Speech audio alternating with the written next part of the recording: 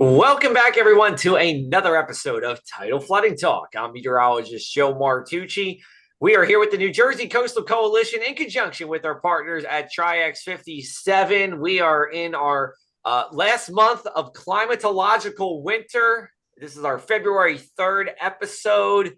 Dan, it feels like winter's been going I'm cool with the pace of winter. I mean, it's slow enough where I'm still like, we got some more snowstorms maybe on the horizon, and I've already seen some snow, so I'm pretty good. Where are you at? I'm the same way. I mean, it's nice when you don't have to wait for it in December. It comes right out of the bat with some snow and some cold. Sometimes you're waiting till February for the first snows or the first big snows.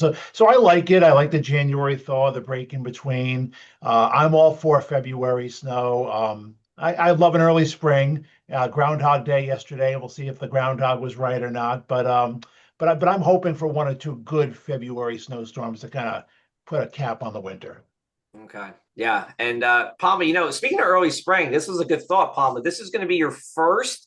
Well, I don't know about your first because I don't know where you lived your whole life, but I would say your first spring in a long time where you're not immediately next to the ocean and you don't have that cold, like March or excuse me, April, like 46-degree day. You're going to get some warmth where you are being Yeah, in. it's funny living out here now in Egg Harbor Township. I have really appreciated the winter a lot more than I had in the past. Like I feel it's got that like cozy, woodsy vibe, and I'm all for it. Fine. Yeah. Well, Dan and I at least are going to hope for another snowstorm. We'll see if Matt Vonderhayden is. Matt is the business administrator for Stafford Township in Ocean County. Really good friend of the coalition. Helps us out tremendously. He's one of the when we write the book on the New Jersey Coastal Coalition, Matt will have a section dedicated to him there. Just the question is, Matt, who's going to write that book on the New Jersey Coastal Coalition? Oh, I think me and you are going to write it, Joe. Okay. All right, good. Good retirement project I for him. think Yeah. the Coastal Coalition has done a lot of good work, and like you said, anytime we can assist, whether it's grant applications or working together on apps, they do a phenomenal job of bringing in other municipalities and creating those connections. So it's a privilege to serve, and I think you get out of it as much as you put into it. So happy to help. Yeah, absolutely. So here's my first question, not Coastal Coalition related, but just kind of a burning question I've had. When Stafford, like we know Stafford, we're here, but growing up, I didn't know Stafford, but I knew Manahawkin, which was part of Stafford. And as so ingrained with the town, do you know why that is? Like why is like Manahawkin always like the popular name for Stafford and not Stafford? I think just the way the town is developed, Joe, Stafford Township as I'm the township administrator, director of water and sewer. There's so many sections of it. You have Ocean Acres, you have Warren Grove, you have Stafford Park, you have the downtown area, which is mainly what people think is Manahawkin. You have Beach Haven West, Mud City. We have two islands, Bonnet Island and Cedar Bonnet Island, the Mayetta section. Depending on where you live in those different sections, you might get a different response. And Stafford Township, itself essentially encompasses all those areas. So I understand what you're saying. As the administrator, I'll get people that go, oh, Manahawkin, kind of that, Yeah. Yeah. putting two and two together. But yeah, no, definitely, it's a large municipality. It's got a lot of different aspects because on one side of the parkway, we deal a lot with the Pinelands Commission. On the other side of the parkway, we're dealing with CAFR rules. So, a quarter of the town's in the flood zone. The other parts don't have to worry about it as much, but we have to worry about forest fires like we saw this past year with the Jones fire that was just north of us in Waretown and Barnegat and Lacey. So it's always unique experience and a lot of different things we got going on. Yeah, and I think you bring up a great point, and I think Stafford is one of just a few towns that have to deal with this forest fire threat that's a real concern, and tidal flooding, and the concerns from there. How do you balance that out? And the follow up to that is how you've been such a great help and champion for the Coastal Coalition. How do you keep your at least some focus on the Coastal Coalition when you're dealing with so many different let's say, weather hazards? I think, Joe, is a part of that, part of it is connecting the puzzle. Like as an administrator, part of what, I love doing my job because it connects all these different things, emergency management, the weather effects, how we plan for resiliency. When you have when you have an event like this past year, we had to open up the shelter. Part of that is having a good network with the corresponding municipalities, having a good relationships with the state, and being there to help people, right? At the end of the day, we're here to help people. We're here to make the communities a better place, and we do that by serving. So it's really a passion, and I think it's that connection. That's the fun part to me is like, hey, how do all these things intersect? And then how do I figure out how to make it better for the community that I'm serving? Yeah, I think a lot of, oh, go ahead, Oh, Sam. go ahead, Palmer. I think a lot of people don't realize how many different people or departments are involved when you're planning like this. And can you expand on what you were just saying? Like, how do you get everyone to get together to come up with resiliency efforts and, emergency management, all of that? And part of it is, Palma, being the leader of the organization, I'm in a position where I can make sure that the right people are at the table. So, like those interested parties, being able to identify them up front. And then, we may be going along in the process and go, hey, maybe we left somebody out. We got to incorporate them or develop a new relationship with them. I also wear a number of hats for the township. So I'm the co-emergency management coordinator. I'm my CEM license. I'm the CRS coordinator for the community rating system. I run projects for the township. So, when you spend that amount of time and make those connections, it's idea, you need that kind of lead person to go, okay, hey, we need the fire department involved in this. Hey, we need the emergency management council. And then you become essentially the quarterback. Okay, throw the ball to this one and let's get them into the huddle, right? And then you just continue to build those relationships. And then, part of it is getting those people together on a regular basis. So like emergency management, we have 2 meetings a year where we pull everybody together, even if we don't have an event, and we go through our plans, we go through our SOPs, and then we run an exercise every year. That way it pulls everybody together. That way, when we show up to the event, we're not going, oh, hey, who's Joe? Hey, who's Dan? Who's Palma? We all know each other. We know what we're going to do. And even if we have to adjust based off the event, we have a working relationship already built. Matt, what's the learning curve like going from one township to another? Because many townships like along the shore, southern and central New Jersey, share a lot in common, but as you alluded to earlier, are a little different as well. So you've been in Stafford Township 7 years, and you moved a little farther north up the Jersey Shore. So what are the similarities and differences in that learning curve? As you learn a new township. It's really learning the different people. I teach for Villanova, Dan, effective city management. It's a master's class, and one of the things that I did we go through is the first 100 days as an administrator.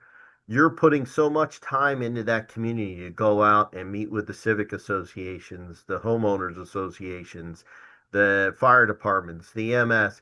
You're spending that time to get to know people because you can't just, there's general functions of government that we have to do, right? We have to pick up trash, we have to provide policing services, right? We're looking to make sure that we run the town for those functions that are set up for it. That's the basis for what we do. The things that we have to get involved in to make the community better, you have to go out and utilize those resources, right? The resources are the public.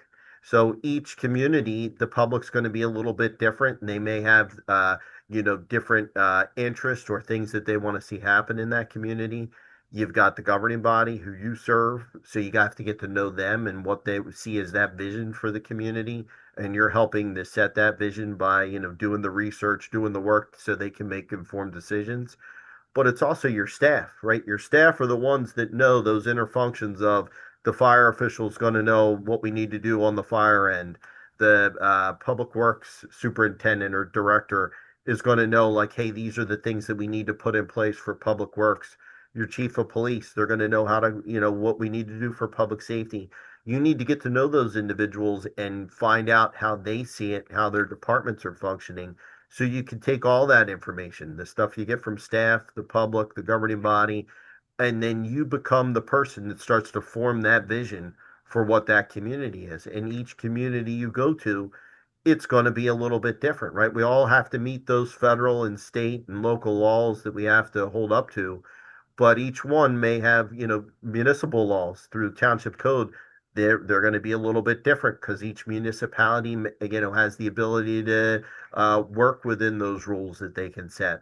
So you need to get to, one of the first things you do is you start going through the township code to learn those rules. And then that helps you affect, okay, maybe those rules need to be changed over the course of time based off of new things that come up. That's just spending the time to do it and really getting to know people. Awesome. We're going to take our first break here. We'll come back with Matt here on Tidal Flooding Talk.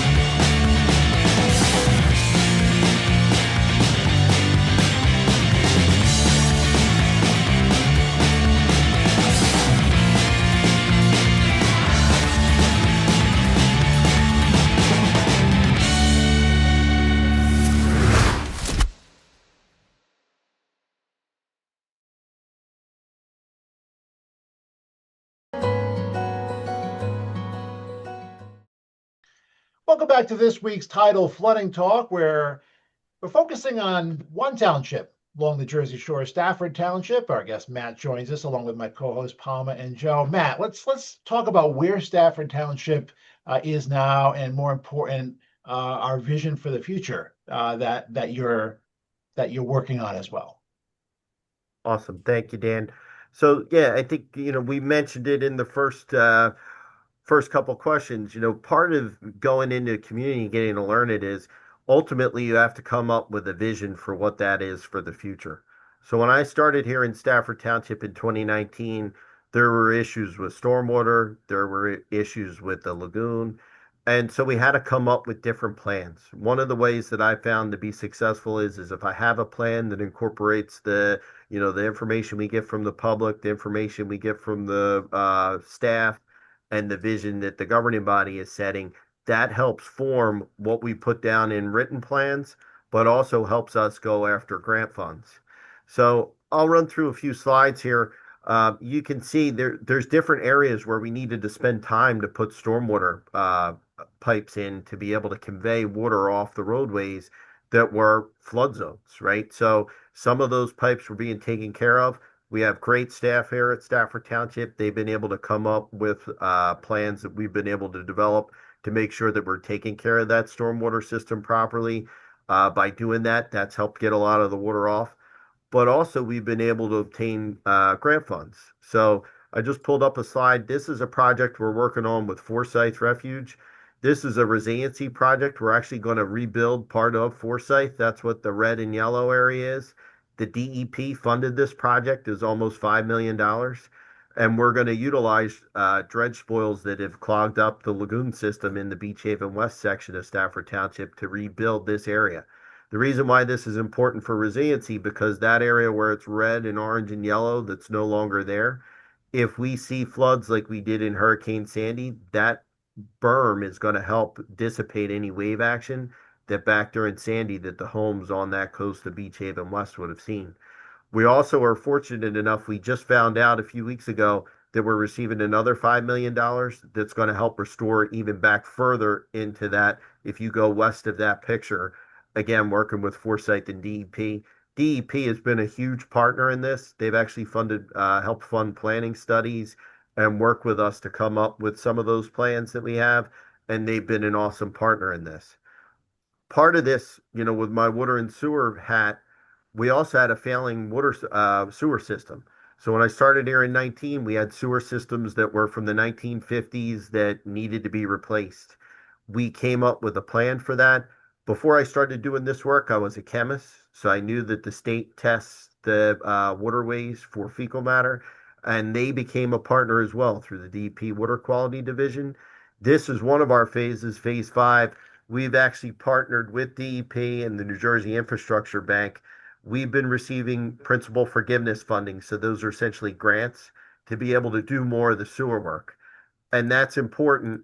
This is a project that we're currently doing. This was a $2.5 million grant we got. The reason why that's important is these are some of those maps. So you'll see this is just north of Stafford. All those red dots are hits of fecal matter that the DEP is, collecting on the water data of the coast.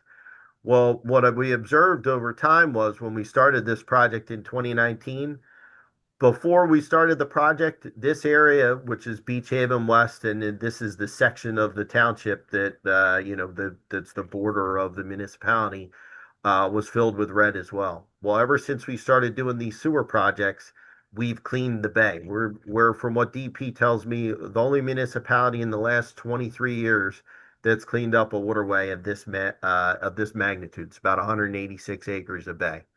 That's what planning gets you. The other thing we do is we go after a lot of grants. So this is a project we just replaced a water and sewer system. This was a $2.7 million grant we got from the federal government. We also look at all our pipes. This is what it looks like on the inside of a pipe. The pipes hadn't been looked at internally for a long time, and we have great water and sewer staff. They've been able, with contractors' help, to be able to replace a lot of the things in-house of lines that may have infiltration, and infiltration adds to how much we pay for our water and how we process it. The other thing we do is, I mentioned we involve the community. This is our mayor over here, Robert Henkin. We go out into the community and do workshops on a regular basis. That helps inform people, educate them, but also allows them to provide input. We do cleanups on a regular basis. This is us cleaning up the marshes, for creating a better environment by infrastructure projects that we're doing. We also want to make sure it's clean. From a stormwater perspective, we have relationships with Save Barnegat Bay, with Rutgers Co-op. We go out into the community and we do rain barrel workshops. We usually do at least one or two a year. This is a picture of a few of those. We have a great school in the township, Mates. We work with them on protecting the terrapins. So this is a sign project that they do. We also try to promote a healthy community. We're at the top level. The mayor's wellness campaign is listed as a healthy town. We've received that a few years in a row. It's also making sure that the community knows, like if we're going to create a healthy environment, we want to promote a healthy living. And we do that through the mayor's wellness campaign. We also do it through Sustainable Jersey, which we're silver certified in. And it's, looking for opportunities. We were able to get a donated boat that our police department now uses to help monitor the waterways for any emergencies. That helps protect the Forsyth Refuge. That helps protect the environment because if somebody's doing something on the water, we now have access to it. We also work with partners. We do internships. These are three young ladies that we were able to do internships for. The township didn't pay anything for it. They came and learned from my office, but also we got work products out of them. So the young lady on the right wrote a grant. We put a tide gauge in with a Sustainable Jersey grant for $5,000. We're also, I mentioned, we're in the community rating system. We're class 5, so that's a 25% reduction in our flood insurance. That relates to about $1 million savings for our residents, and we do that on a regular basis. We also go after a lot of grants. These are grants that we've obtained through flood mitigation assistance for home elevations. When I started here, we had about 1,600 homes that needed to be elevated. We're now down to about 600 of those homes. So we're moving that. The goal is to get that number to 0. So we go after those grants on an annual basis and we do workshops with those eligible to get them involved. That's a great partner that we have through NJOEM. Like OEM has been a great partner with that. But also, looking at other fundings through Congressman Van Drew's office, we were able to obtain a federal appropriation to build a bulkhead at one of our largest parks in Beach Haven West called Mill Creek. I mentioned that plan. DEP funded our Resilient Stafford plan. That has helped us obtain a lot of these grants because we identified those projects that we needed funding to be able to go out and get those things for. And then, like I mentioned, also working with other organizations. Right now, we're working with Drexel University. This is the team out in Drexel They're out there measuring a tide gauge. This is the tide gauge we got $5,000 for. We're measuring sea level rise, and we utilize that information when we go after other grant funds. The other thing I will mention, just to kind of tie everything up, part of this is involving the community. This is a project that's west of where our flood zone is at. But we also look at when we look at projects to make them all inclusive, and that includes including the community. So this is a project we had to work on with Pinelands. This is actually a basin. A lot of people in the township refer to it as Forecastle Lake. It's actually a basin, but we put a pathway around it. When we did it, the idea was to incorporate nature with stormwater to provide an educational resource, but also a recreational activity, which would allow everyone to be able to use it. So anyone that's in a wheelchair, we made this all ADA accessible. It's all paved pathway. We had to get special permission from Pinelands to do that. We're constantly looking for those partners to be able to do that. And I think that's what makes Stafford a great place, is being able to pull all those folks together. Yeah.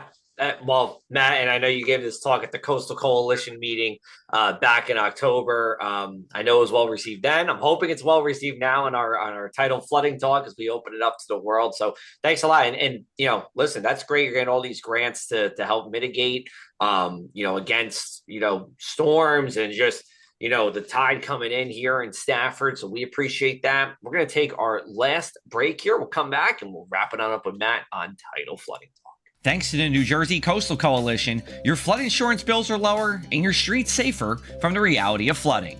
Since beginning in 2013, we build more resilient shoreline communities. Our member towns develop and share in best practices that anticipate future concerns and create flooding solutions. From our town-specific free web app for flooding information to our weekly Tidal Flooding Talk show, we focus on flooding 24/7. Visit www.njcoastalcoalition.com for more. Hello and welcome back. You are watching Tidal Flooding Talk. We are brought to you by the New Jersey Coastal Coalition, and we would like to remind our viewers that your community's rating matters. Communities that participate in the Community Rating System, CRS, can earn flood insurance discounts for residents. Ask your local officials what your town is doing and how you can help. And Matt, we are back with you here. And being in Stafford, you're actually one of our early adopters on the Coastal Coalition side of our new web app that we have. And, for everybody listening, if you're in Jersey and you're a Coastal Coalition town, talk to your elected officials about joining the about signing up for the web app. If you're not in the coalition and you're interested, talk to your elected officials and about getting into the New Jersey Coastal Coalition. It's free for the towns, and the web app that Matt's going to talk about is free to it's public and the users as well. I just want to say this before I let you get into this, Matt. There's two components to this. There's a dashboard, which is a website best viewed on a computer or a tablet that brings a lot of information into one place. And then there's a messaging platform that will give you automated, whether through phone, text, or email, weather alerts from the National Weather Service and customized messages from Stafford. So just wanted to say that. But Matt, floor is yours.